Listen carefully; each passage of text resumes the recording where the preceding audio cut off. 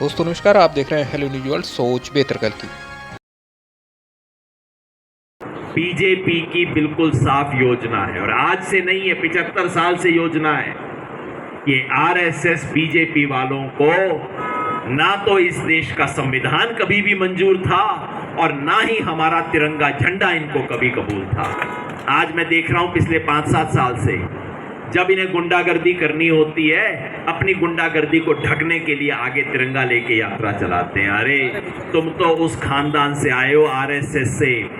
RSS ने अपने नागपुर के हेडक्वार्टर नागपुर है इनका, पता है ना, हेडक्वार्टर के ऊपर जबरदस्ती क्या किया, उसके खिलाफ पुलिस में एफआईआर करवाई कि भाई हमारे ऑफिस में जबरदस्ती तिरंगा लगा गया था। ये वो लोग हैं, इन्हें इस देश के और संविधान खत्म करने की बात ये कई बार कह चुके हैं। और ये 400 पार की जो बात है, ये संविधान बदलने की बात है, सामाजिक न्याय खत्म करने की बात है और सामाजिक न्याय के साथ आरक्षण और जो कोई भी सामाजिक न्याय के प्रस्ताव हैं सबको खत्म करने का खेल। इसलिए आज हमें ये 2 चुनाव आयुक्त बदल दिए। एक आदमी जो चुनाव आयुक्त था अपना इस्तीफा देने के बाद लापता है, कहीं पता ही नहीं लग रहा बंदा गया। कानूनी खेल नहीं है, सिर्फ राजनीतिक खेल है। यहां बैठे हुए सब लोग जानते हैं मैं आम आदमी पार्टी के साथ नहीं हूं। दल बात में है, अपनी पसंद नापसंद, खुशी खुंदा देश का नौजवान पूछता है, मोदी जी 10 साल में ही आप 2 करोड़ है इनके पास। सच्चाई ये है कि भारत सरकार की जितनी नौकरियां थी उनमें से 20 बढ़ाने की बजाय कम कर दिए हैं रोजगार इन्होंने सब जगह पे। महंगाई का सवाल है, तमाम बड़े सवाल हैं, इन तमाम सवालों का कोई जवाब नहीं है। ये सब बातें हम हमेशा करते रहे हैं, एक एक बात मैं यहाँ पे दोहराऊंगा नहीं, लेकिन मैं ये जरूर चाहता हूं मेरी बहनें जाके गांव-गांव में याद दिलाएं कि ये क्या कहते थे, बेटी पढ़ाओ बेटी बचाओ। और क्या किया इन्होंने बेटियों के साथ, हमारी पहलवान बेटियों के साथ क्या किया। और अब कर्नाटका में जो किया है जीजी, वो तो बताते हुए मेरे को शर्म आ रही है। आप खुद ही जाके देख लेना, ये वीडियो पे बता देंगे कर्नाटका में क्या कुकर्म किए हैं इन लोगों ने। मोदी जी जिसके लिए खड़े होके वोट मांगते थे, कह रहे थे इसको दिया गया, प्रज्वल रेवन्ना को दिया गया, एक एक वोट मोदी के लिए वोट है। उस आदमी ने क्या हरकत की आप जाके देख लेना और देखने के बाद गांव में बाकी बहनों को और बता दें कि ये कुकर्म करने वाले लोग हैं। बेटी बचाओ बेटी को इन बीजेपी वालों से बचाओ, ये स्थिति है इस देश में। इस खास चुनाव में, ये आम चुनाव भी नहीं है, खास चुनाव में, इस बहुत अनूठे और खास चुनाव में हमें एक खास भूमिका अदा करनी है, एक खास जिम्मेवारी हमारी बनती है। इन बीजेपी वालों ने सोचा था कि ये चुनाव धुप्पल में निकल जाएगा। वो कहते हैं ना, धूल में लठ मारो, धूल में जोर से लठ मारो, इतनी धूल उड़ेगी जब तक आदमी अपनी आंख साफ करेगा तब तक चोर गठरी उठा के निकल लेगा। यही बीजेपी का फॉर्मूला था, धूल में लठ मारो, इतनी धूल उड़ाओ कि जब तक लोग अपनी आंख साफ करें तब तक इलेक्शन निकल लेगा। और वो लठ क्या था, 400 पार। 400 पार बोल दो, 400 पार। प्रधानमंत्री ने बोला 400 पार, सारे टीवी चैनल वाले 400 पार 400 पार 400 पार करने लग गए। और इन्हें लगा कि भाई सामने वाले को इतना डरा दो कि वो मैदान में बीच में खेलने ही ना आए। पहले 2-4 हफ्ते तो लगा भाई कि मामला चल जाएगा। मुझे भी बीच में थोड़ा सा संदेह होने लगा कि क्या इस देश में झूठ और नफरत का खेल चल जाएगा 400 पार के सहारे। लेकिन इस देश में कुछ है भाई। 1977 का चुनाव भी मैंने देखा है, 2004 का चुनाव भी मैंने देखा है और 2024 में भी अब वही हो रहा है। बीजेपी का मुकाबला पार्टियों से ज्यादा पब्लिक, और आज स्थिति ये है कि ये 400 पार वाले 272 के नजदीक कहीं पे भी नहीं है। पिछले 6 हफ्ते से मैं देश के अलग अलग इलाकों में गया हूं, इसलिए मैं आ नहीं पाया, माफी मांगता हूं, देरी से आ रहा हूं। मैं तेलंगाना में था, कर्नाटका में था, छत्तीसगढ़ में गया, राजस्थान, पंजाब, उत्तर प्रदेश, पहले ही मैं बिहार से वापस आ रहा हूं। पूरे देश में देखने के बाद अब मैं भरोसे से कह सकता हूं, बीजेपी को 272 सीट तो कतई नहीं आ रही। इसी से घबराए हुए हैं। जब से इनको 272 सीट ना आई, तब से इनका मंगलसूत्र गायब है, तब से मंगलसूत्र आ रहा है, तब से इनकी भैंस भी गायब हो गई है। मैंने कहा भाई, गर्मी का मौसम है, प्रधानमंत्री जी का माथा थोड़ा गर्म हो गया है, इस आदमी को रेस्ट की जरूरत है।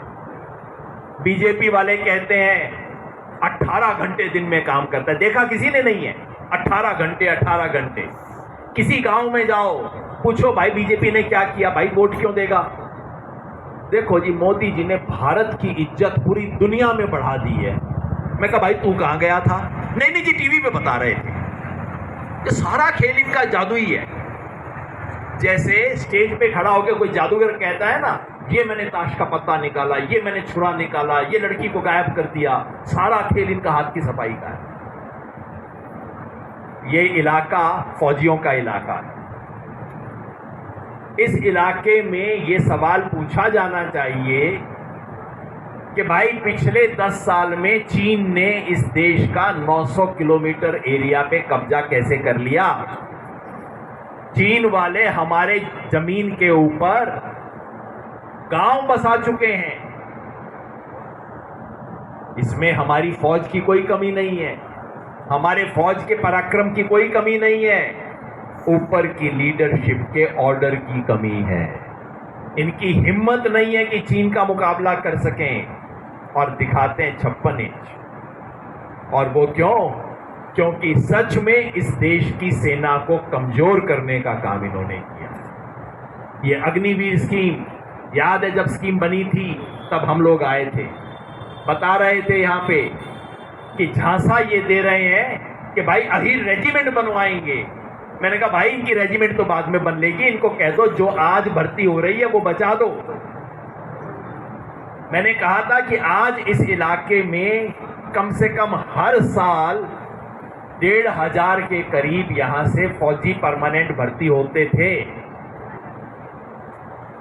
और मैंने वार्निंग दी थी, चेतावनी दी थी कि अगर अग्निवीर स्कीम आ गई तो 1,500 पक्की नौकरी की बजाय 500 कच्ची नौकरी मिलेंगी 4 साल वाली। और यही हुआ है। आप जाके भिवानी दादरी चेक कर लो, गुड़गांव चेक कर लो, दोनों जगह पे हर साल 250 अग्निवीर रिक्रूट हो रहे हैं। पहले दोनों में मिला के 1,500 लोग पक्की नौकरी के लिए जाते थे, 20 साल वाली नौकरी के लिए। अब एक जगह 265 रिक्रूट हुए हैं, दूसरी जगह 250 रिक्रूट हुए हैं 4-4 साल की नौकरी के। आज हमें इस पूरी सच्चाई को देश के सामने लेके जाना है। मीडिया कर्मियों का इस प्रेस वार्ता में स्वागत है। मेरे साथ इस प्रेस वार्ता में हमारे वरिष्ठ साथी हैं, माननीय कॉमरेड दिलीप सिंह नारनौल से हैं, और हमारे तमाम किसान संगठनों के साथी रहे। हमारे साथ भाई संदीप हैं जो किसान आंदोलन के साथी रहे हैं, भारत जोड़ो अभियान के मीडिया टीम का नेतृत्व कर रहे हैं। हमारे साथ राजबाला जी हैं। राजबाला जी इस इलाके में जितने भी किसानों के जो भी संघर्ष हमारे हुए उसके साथी रही हैं और भारत जोड़ो यात्रा की हम सफर रही हैं। हमारे साथ सुनीता जी हैं, सबका परिचय करवा देंगे। और हमारे साथ अम्बेडकर मूवमेंट के साथी हैं, नीरज भाई हैं, और नवीन यादव जी हैं हमारे साथ। और विशेष अतिथि के रूप में हमारे साथ आदरणीय अनुज सोनी जी हैं। जैसा कि आप जानते हैं, अनुज सोनी जी हमारे देश के फिल्म, थिएटर और टेलीविज़न के जाने माने आर्टिस्ट हैं। आपका शो क्राइम पेट्रोल शो करते हैं, बहुत वेल नोन हस्ती हैं। और संयोग से राज बब्बर जो कि यहाँ से कांग्रेस के उम्मीदवार हैं, उनके दामाद हुए। तो आज आप अपनी दोनों डुअल कैपेसिटी के अंदर आए। तो पहले मैं अपने अनुरोध करूँगा कि दो शब्द बहुत बहुत धन्यवाद भाई। देखिए मैं अभी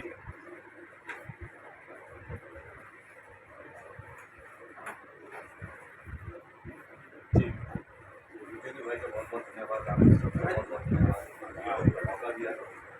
देखिए मैं कभी चुनावी भाषणों और चुनावी सम्मेलनों में गया नहीं, लेकिन हाँ राजगोपाल जी के जब जब जरूरत पड़ी था कहते हैं कि भाई परिवार का साथ देना बहुत जरूरी है। और सिर्फ इसलिए नहीं जाते तो ये अपनी एक विचारधारा बहुत साफ है कि मैं सही व्यक्ति का साथ देता हूँ। जितना मैंने चुनावों को समझा है, जितना मैंने राजनीति को समझा है, मैं अपने आसपास हमेशा ये कहता हूँ कि भैया अपने कैंडिडेट को वोट करो, क्योंकि वो आपका रिप्रेजेंटेटिव है, वो आपकी बात को आगे तक पहुँचाने वाला है। और अगर वो साफ नीयत का है, अगर वो ईमानदार है, अगर वो हार्ड वर्किंग है, मेहनती है, तो वो आपकी बात ज़रूर सही मायने में पहुँचाता है। तो मैं सिर्फ यही अपील करने आया हूँ ना कि लोगों से, और ये सब विकेंद्र भाई और उनकी टीम और जितने भी लोग यहाँ पर बैठे हैं, हम सब साथी हैं इस बात में कि हमें एक ईमानदार, एक सही, एक मेहनती आदमी को चुनाव से प्रत्याशी हैं कांग्रेस पार्टी के राजभर साहब उनको जिता कर लाना है। क्योंकि हमें पता है कि वो पहले दिन से जब से यहाँ उन्होंने अपना प्रचार शुरू किया है, मैंने बहुत सारे टेलीविज़न पर बहुत सारे प्रत्याशियों को देखा तो शायद ये कहते रहे कि भाई मुद्दों के बारे में तो हम लोग बाद में बात करेंगे, पहले एक बार चुनाव जीतने के लिए।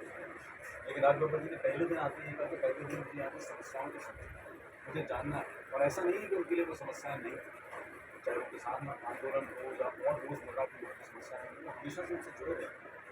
पिछले 25 सालों, पिछले 30 सालों में मैं कहूँगा कि 3 बार लोकसभा, 2 बार राज्यसभा, मैं हर जगह जाता हूँ ये ज़रूर कहता हूँ कि क्या कोई कलाकार सिर्फ अपनी फेस वैल्यू पर, सिर्फ अपने कलाकार के चेहरे के दम पर क्या इतनी बार सांसद रह सकता है?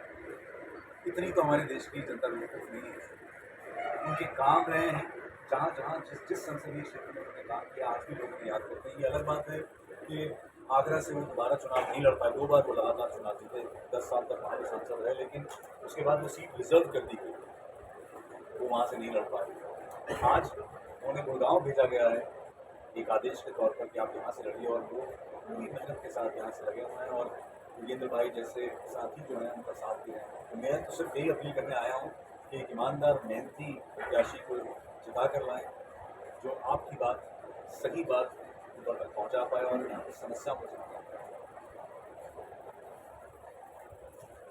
पाए। देखिए 400 पार तो 420 का खेल, 400 जैसी स्थिति, 370 जैसी स्थिति कभी तो थी ही नहीं। मैं पहले दिन से बता रहा था कि भैया नारे वाले तो ठीक है, मेरे साथ कॉपी पेन लेके बैठ जाओ, राज्यवार सीटें मेरे को करके दिखा दो, और कोई मेरे को दिखा दो कि कैसे 303 से पार होंगे।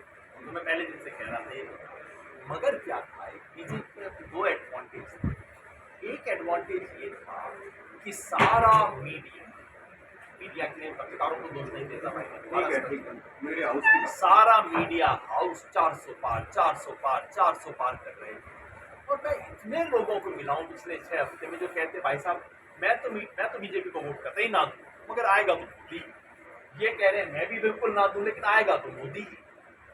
ये बीजेपी पर पूरे देश में ये छवि बनी हुई थी कि भैया ले दे के मैं कुछ भी कर लूँ, आएगा तो मोदी ही।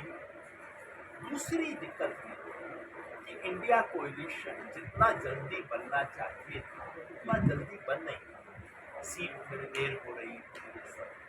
और मैं समझता हूँ सच बात यह है कि चुनाव से पहले, चुनाव के कुछ दिन तक जब चुनाव नजदीक आए तो पार्टियों से ज़्यादा पब्लिक ने इस चुनाव को अपने हाथ में लिया। 2-3 कारण, और ये मैं सिर्फ कह नहीं रहा, आप मुझसे बेहतर जज कर सकते हैं। मैं आपसे पूछता कि भाई 15 दिन पहले क्या स्थिति थी और आज गुड़गांव की क्या स्थिति है, आपका उत्तर भी होगा भाई, कोई कहेगा टाइट है, कोई कहेगा मार्जिन घटा है, कोई भी जो भी भाषा में कहे। 15 दिन पूरे देश में हर 10 दिन में बदल रहा है। और उसके कारण पहला कारण ये है कि जो लोगों के जिंदगी के सवाल होते, महंगाई का, बेरोजगारी का, किसान की अवस्था का, इन सब चीज़ों पे ढक्कन लगा हुआ था। ढक्कन का नाम था मोदी। बस मोदी मोदी, फिर उसके बाद कोई सवाल नहीं। अब वो हो गया ढीला। ऐसा नहीं कि कोई अभी भी मोदी के प्रति उतना गुस्सा मुझे दिखाई नहीं देता जैसा 77 में इंदिरा जी के प्रति था। लेकिन अब ये है कि हाँ है मोदी जी की, अब बेरोजगारी की बात करो ना, इसकी बात करो ना, लोगों के जिंदगी के सामान्य सवाल ऊपर आने शुरू हो गए। नंबर 2, इनके स्थानीय सांसदों से गुस्सा बहुत है। मैं इस इलाके में भी घूम रहा हूँ और यहाँ भी लोग राव साहब के बारे में जो बातें कहते हैं, वो साहब है, राजा साहब है, तो राजा साहब के बारे में जो लोग बातें कहते हैं कि भाई मिल ना सके जिस आदमी से, और ये सिर्फ यहाँ नहीं, पूरे देश में बीजेपी के 70% एमपी के बारे में इतनी परेशान है। और तीसरी बात जो है वो ये, पहली बार मैंने अब सुनी कि अब आम जनता तानाशाही शब्द का इस्तेमाल करती है कि भाई ये तो ज़्यादा जबरदस्ती कर रही है, तो जो जबरदस्ती का मामला है। ये 3 बातें हैं जिसकी वजह से चुनाव पलटना है। लेकिन मुझसे बेहतर आप जज, मैं तो राजनीतिक कार्यकर्ता हूँ, कोई भी कहेगा भाई राजनीतिक कार्यकर्ता है, अपनी पार्टी के पक्ष में बोलेगा। वैसे आपको याद दिला दूं, मैं यहीं का हूँ। स्वराज इंडिया पार्टी ने विधानसभा का चुनाव लड़ा था, मैं आपके बीच में आया था। मैंने दावा नहीं किया कि स्वराज इंडिया एक पार्टी एक सीट जीती। अगर किया हो तो आप बता दें, कि मेरी आदत नहीं इस तरह की चीजें। मेरी पार्टी कॉन्टेस्ट कर रही थी, किसी ने पूछा कितनी सीट आएंगी, मैं कहा 0 सीट आएंगी। तो इस तरह की उटपटांग बातें करने की मेरी आदत तो नहीं। एक प्रश्न और है, लेकिन साथ ही कह रहे हैं कि जितना चुनाव अभी तक हो चुका है 200 बेहतर तो हम कवर कर चुके हैं, चाहे जो है लिख कर ले लीजिए, इस पर क्या टिप्पणी है? लिख के ले तो लीजिए, ये तो बिल्कुल अच्छी बात होगी, जरूर लिख के ले लीजिए। अगर 272 आ चुकी है तो प्रधानमंत्री ऐसी अनशन बातें क्यों कर रहे हैं? या तो उनको लग गई है गर्मी है तो 1-2 दिन इलाज करवा दो उनका, नहीं तो ऐसी अनशन बातें क्यों बोल रहे हैं? 10 दिन पहले बोला था, आपको याद है ना बयान क्या था? कांग्रेस मुसलमानों को दे दे, जिसका मतलब है कि जो लोग ज्यादा बच्चे पैदा करते हैं, जो घुसपैठिए हैं, उनको दे दे। इस वाक्य में कोई संदेह की गुंजाइश है? और कल क्या बोलते हैं, अरे आपको किसने बोल दिया? बिल्कुल उनका मैं हाव भाव बता रहा हूँ आपको। अरे आपको किसने बोल दिया? अरे मैंने कैसे कहा था? ऐसी बात मैं कह कैसे सकता हूँ? जिस दिन मैं हिंदू मुसलमान करूंगा उस दिन ये देश में ये सार्वजनिक जीवन मेरा समाप्त हो जाएगा। ऐसी अक्षर की बात आदमी कब करता है? जब उसे पता होता है कि जमीन खिसक है। वैसे प्रधानमंत्री के बयान से 2 बड़ी अच्छी निष्कर्ष निकले। प्रधानमंत्री ने परसों जो इंटरव्यू दिया उसमें उन्होंने कहा कि देखिए बच्चे तो उनके ज्यादा होते हैं जो गरीब होते हैं। पहली बात प्रधानमंत्री ने सही बात की, बिल्कुल सही बात है, बच्चे गरीबों के ज्यादा होते हैं। अब प्रधानमंत्री के वापस बांसवाड़ा के स्टेटमेंट पे जाइए, वो कह रहे हैं कांग्रेस इस देश की संपत्ति उन हाथों में दे देगी जो कि गरीब होते हैं। अब उनके हिसाब से अच्छी बात क्या बुरी बात? इसका मतलब प्रधानमंत्री कह रहे हैं कि कांग्रेस इस देश में गरीबों का हित कर रही है, इस पर भी तालियां होनी चाहिए। दूसरी बात प्रधानमंत्री ने कही कि भाई मैं तो जिस दिन हिंदू मुसलमान करूंगा उस दिन मेरा सार्वजनिक जीवन समाप्त हो जाएगा। तो आप पत्रकार पिछले 20 दिन से क्या कर रहे हैं? वो हिंदू मुसलमान नहीं कर रहे तो क्या कर रहे हैं? इसका मतलब है उनका राजनीतिक कैरियर 20 दिन पहले समाप्त हो। ये प्रधानमंत्री की बात है, मैं तो केवल निष्कर्ष निकालूंगा। कहानी बनाई गई है कि हमेशा चुनाव ऐसा होता है, तो बीजेपी की बनाई हुई कहानी है। बीजेपी चाहती है सब सारी स्क्रिप्ट में पीछे हिंदू मुसलमान और कुछ नहीं, इनको कोई इस देश में कुछ चीज दिखाई नहीं देती। हिंदू मुसलमान, जानवर हिंदू मुसलमान, बीमारी हिंदू मुसलमान और गुड़गांव हिंदू मुसलमान। अरे यहाँ पे आपने पहली बार चुनाव हुआ है, मेवात कोई नया पैदा हुआ है। हमेशा हर इलाके में, अब ये अपना भिवानी महेंद्रगढ़ आ गया, उसमें तो हिंदू मुसलमान कोई नहीं, वहाँ पे 35 हो जाए। बीजेपी की राजनीति है कि जहाँ कोई भेद दिखाई दे सके लेंस लगा के उसको पढ़ा। अंग्रेज भी यही किया करते हैं, फूट डालो और राज करो।